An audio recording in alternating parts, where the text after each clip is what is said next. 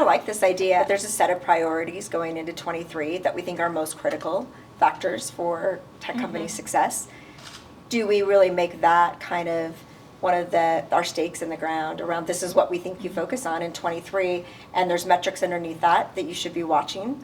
And then obviously programs change underneath that. But I do think this idea that there are core strategies that are priorities that everyone should be thinking about for next year is a really interesting outcome of this conversation that I do think we should be articulating to the community. Absolutely. For instance, at Domo, one of our core strategic priorities for the year is culture. And when you think about what makes up a company's culture, this conversation we're having sits squarely in that.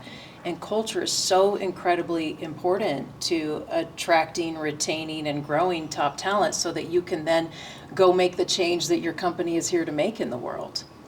And building on that idea of culture, Wendy, is, and the idea that we're moving through this difficult time where there'll be cuts in budgets, where we can pay so close attention to the financial assets. But in order to maintain culture or sustain culture, we also have to pay attention to the assets that are human capital assets. And the numbers around that, going back to the metrics, the retention and who are we recruiting, and paying close attention to those numbers.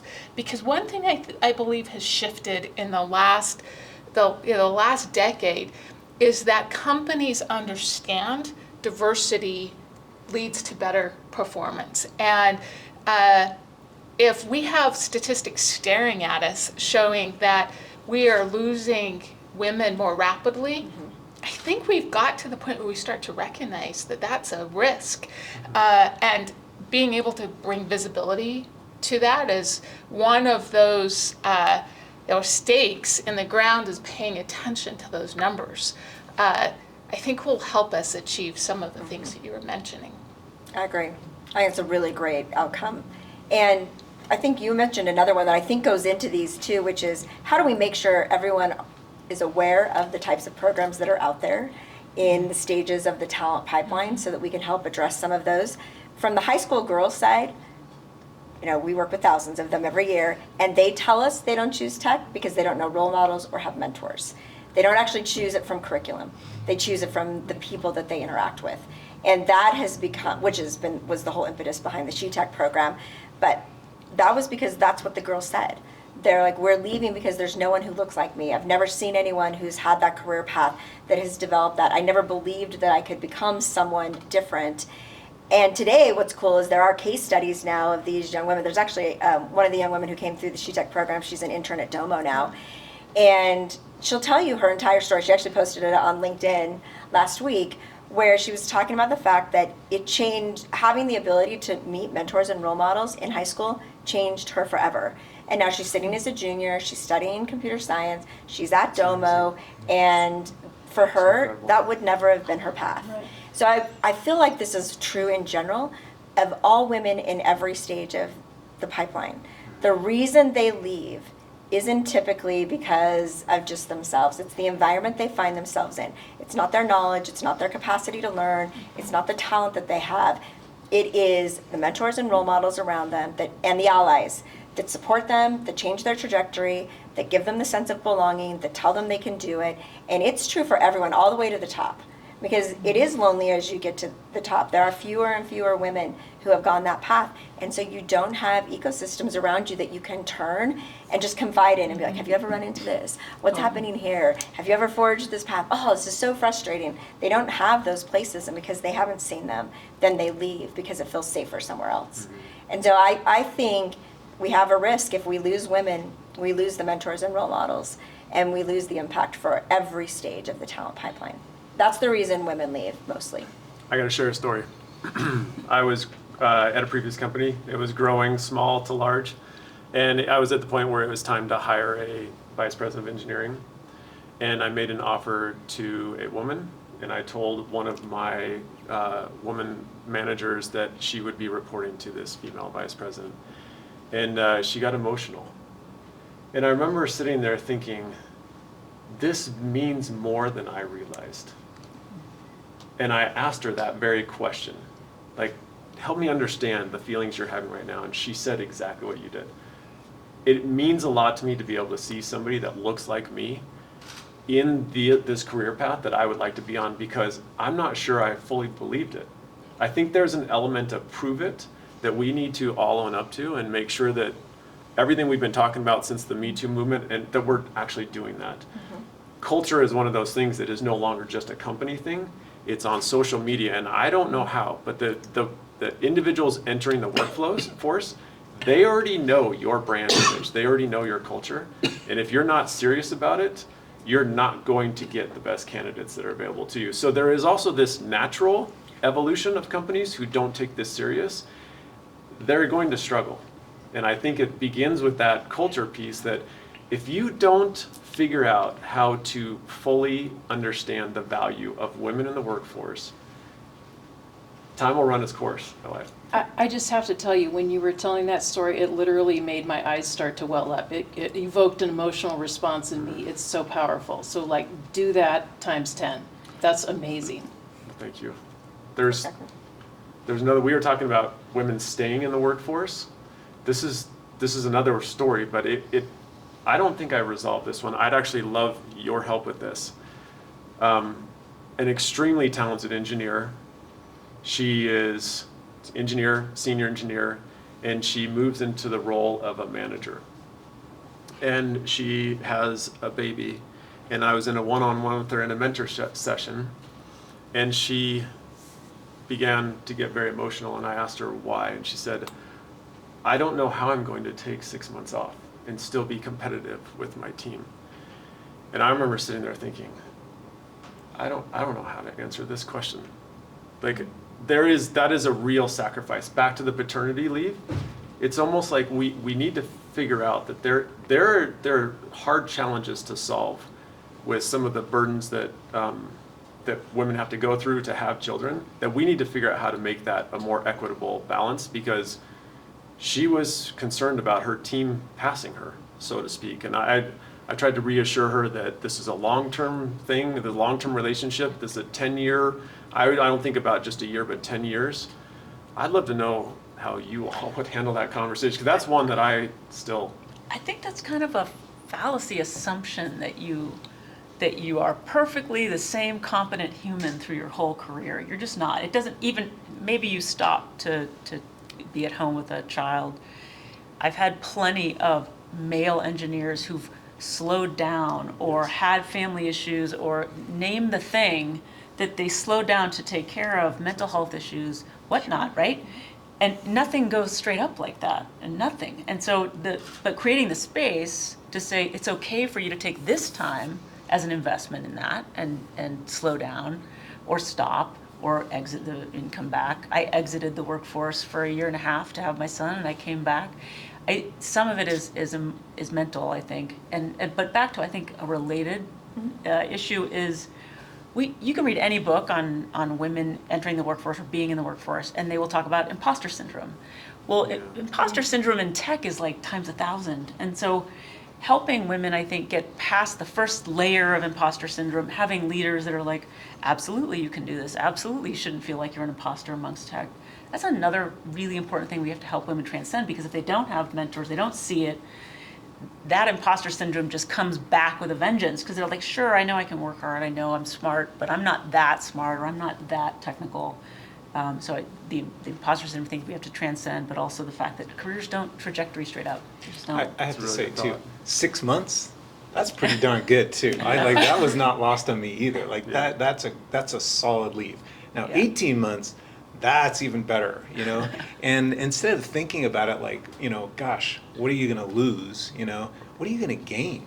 Right. During that 6 months. I mean, you might be like chomping at the bit and so energized when you Totally. come back that you're like, super You wanna extra go back. productive. Yeah, Yeah, you're right. super extra productive. So I think we have to reframe that. And one of the ways I think we can reframe it too, we've talked about paternity leave, and that's a trigger word for me, because it's so gender loaded.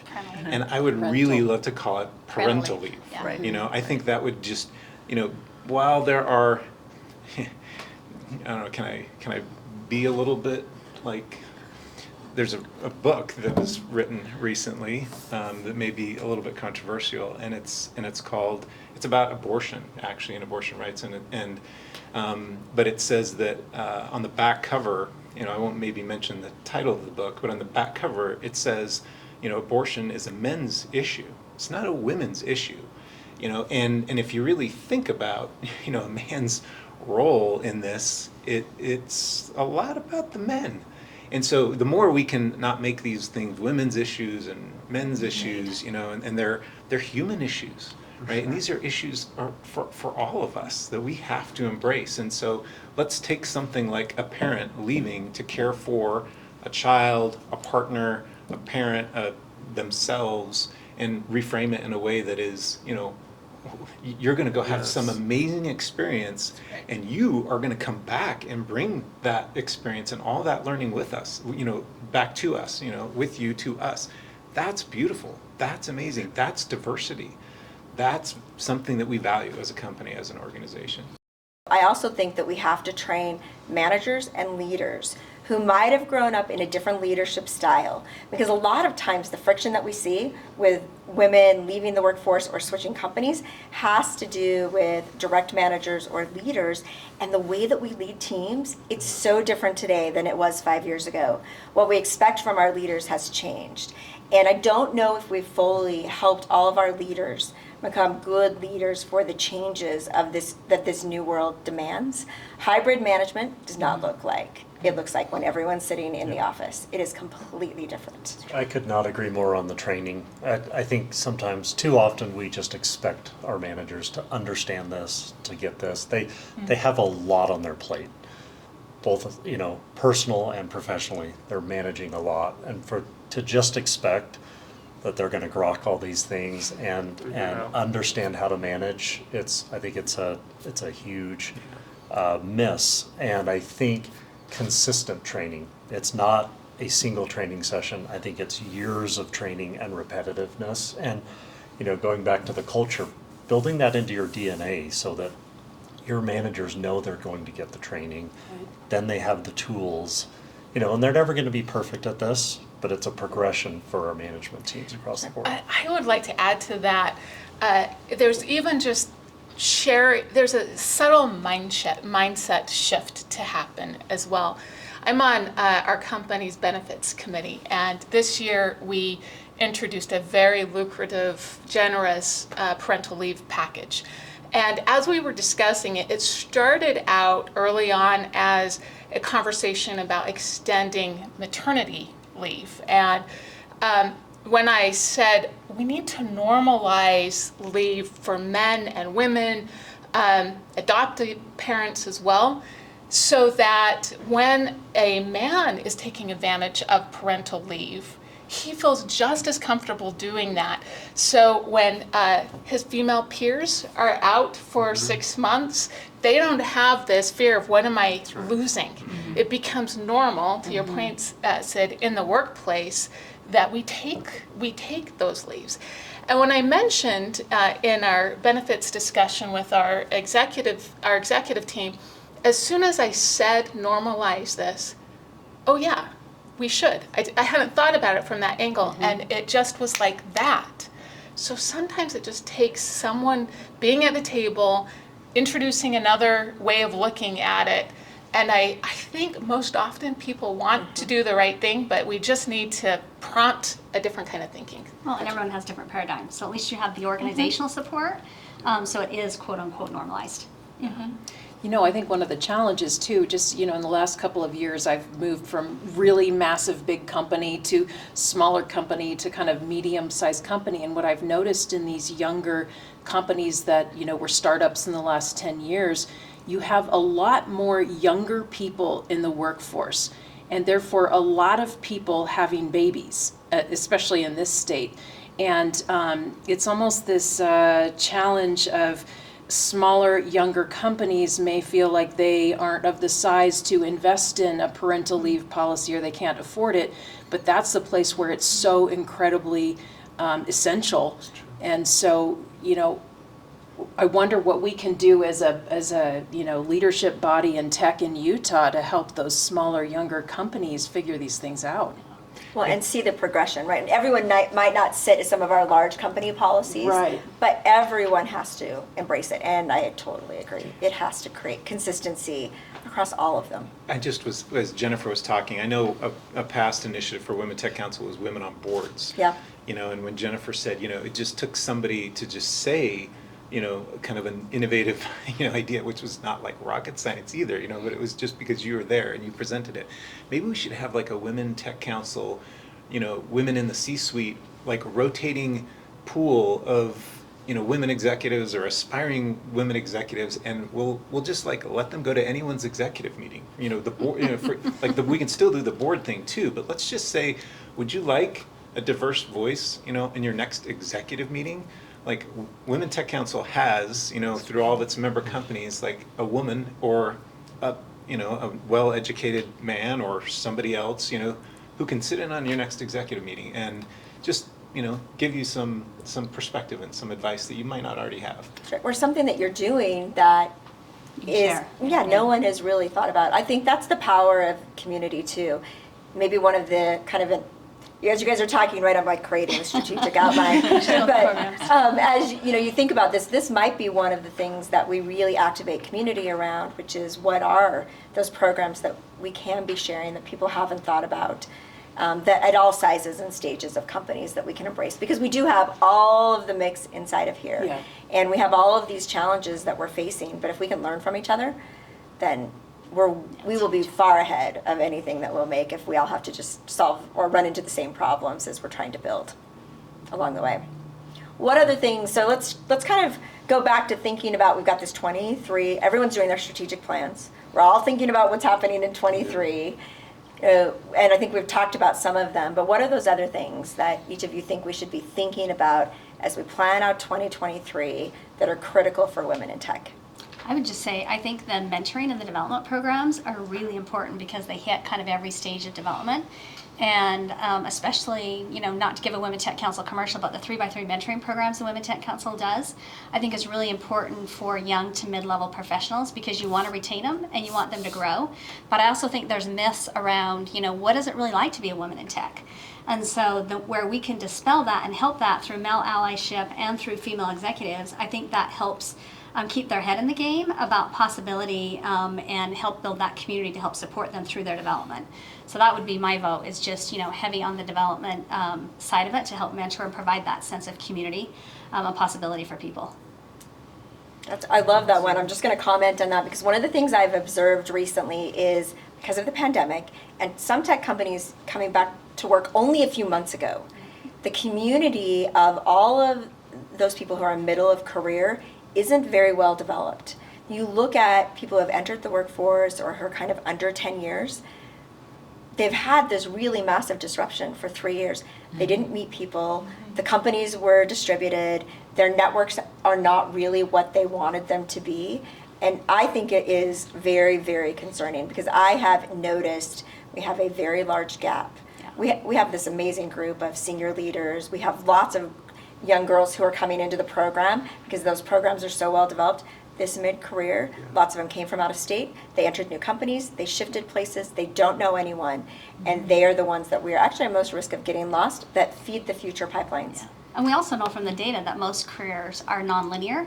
And so how do we help them? Because within tech, I mean, there's so many fun possibilities that if data engineering isn't the right path for you, then maybe it's data science or maybe it's infrastructure, whatever that looks like.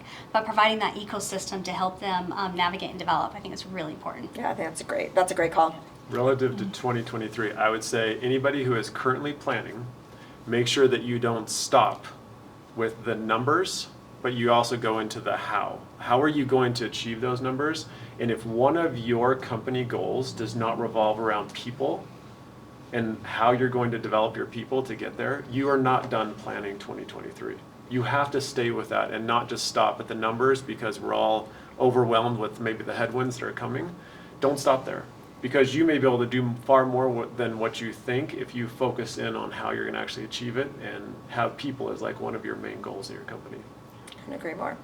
And maybe back to the training element of it, you know, focus training, and even looking at these mid-career folks. And so I think focusing the training on those groups that need it most, and those that have been most disrupted by the last 3 years, it might be a good place to go focus and say, how do we help these groups in particular? I love that.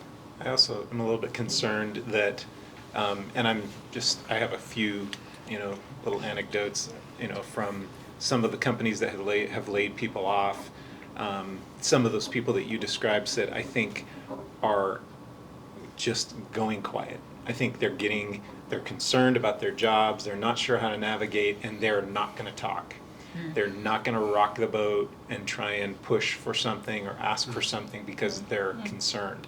So that's one of the things I think we need to be aware of. And the labor market has shifted all of a sudden, right? Sure. It was kind of like the employees market, and now it's the employers market, and there's some people who feel like they're trying to take advantage of that, and there's some people who are just, concerned about preserving the job that they may have, or wanting to go somewhere and, not having the confidence, Wendy, to say, well, I'm going to leave, or I'm only going to join these kinds of companies. They just want a job, right? And so they're not going to talk. They're a little bit scared, especially in that demographic that you mentioned. Yeah, that's it almost sounds like it becomes the next phase of quiet quitting. Yeah. Yeah.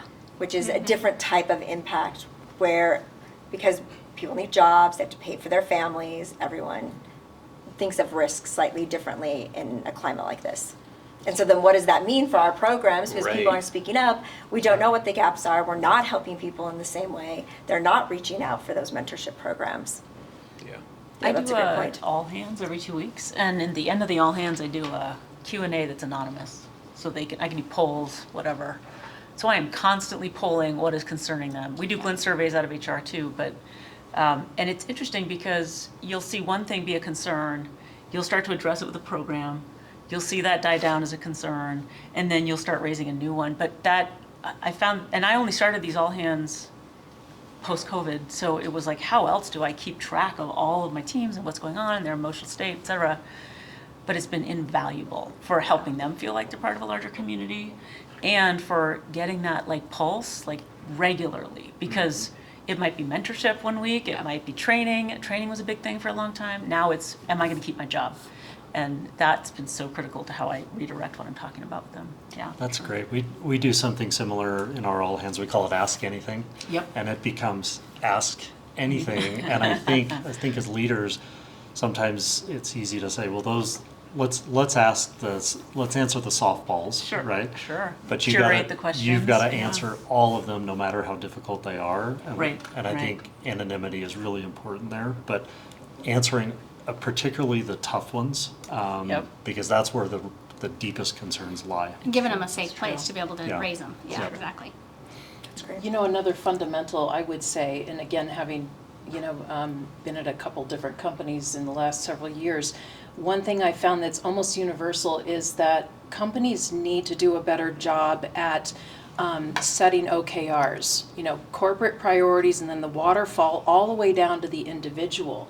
Because, people need to know how does their daily work connect to driving the business forward, and what's the contract between them and their manager on how they will be judged and be recognized for the impact that they make. And so that takes a very disciplined operational process in terms of setting priorities and objectives and what are the metrics associated with them, and then doing that all the way down to an actual document that each individual has so that they have that contract with their manager. So companies need to drive that operational process in order to enable people to know the impact of their work and then be recognized for that. And quite often people leave because they feel they're not being appreciated and recognized. So that just standard operational process is really critical.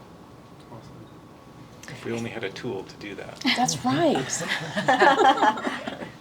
I think for 2023, thinking more broadly about the community, is headwinds are coming and are here, and we have an advantage. We can take advantage of our assets. This state is extraordinarily good at leveraging the community more broadly. And for those companies that aren't investing in recognition and aren't taking care of DEI type of initiatives, well, let's show others where the opportunities are at, because there are a lot of companies who are doing that kind of work. And if we look at this broadly, we can lift up to your earlier point of there's some opportunity here. Of we're leveling, we're creating opportunities in the refinement process and making opportunities available more broadly to women, and there's something we can tap into. The other piece that I think we can tap into is just when we think about economic well-being. Women's economic well-being is really important for families, and where better else to support families than careers in technology. And so, there's these broader themes that we can incorporate in here that I think can lift up the state as a whole by naming it and coming together across our footprint. I agree. What's the new family office that we just created? There was some, didn't the Oh, yeah. governor just create a new office of the family There or you go. something? Right. Needs a tech pillar now. When I think about culture, which is really at the core of what this becomes about, both from companies and I think in our broad community, we do have an amazing community. I think the willingness to share, the fact that we want people to be better. I heard this definition a couple of years ago, and it's become my definition of culture, which is it's what you celebrate and it's what you tolerate. And so when I think about how do we make, and there's nothing else that defines culture. You just think about what you do every day in a company. What am I celebrating and what do I tolerate as behavior? And then you think about going into 23 and you think about this baseline, which I think is going to become like the headline of what we focus on in 23 in the face of headwinds, which is how do you not go backwards? Like, I think that's actually the call to action. How do we make sure that all the progress that we've made stays on course? And to do that, it will require our companies to still celebrate the things that let that progress happen. And if we go backwards on any of those, we will have failed the next generation. That's just how it will be. And we will set back all the people who come after us. And so as companies and as leaders, we have to have this commitment to whatever that looks like, is we have to make adjustments in our companies to not going backwards, because that's the greatest risk we face. And all of these things that we talked about today fall into really coming up with a strategic plan that says we can do this and not go backwards despite whatever comes our way in companies and collectively as a community, because we'll be better. The economic well-being of women will be better, and families and our communities and the world, if we do the investment right and we focus on the right types of things. So I just want to thank you guys for being here today and joining the conversation. I actually think we created a very nice agenda for 23, so we'll draft that up and share that out and document that. So thanks you guys for being here. Thank you. Thank you. Appreciate it.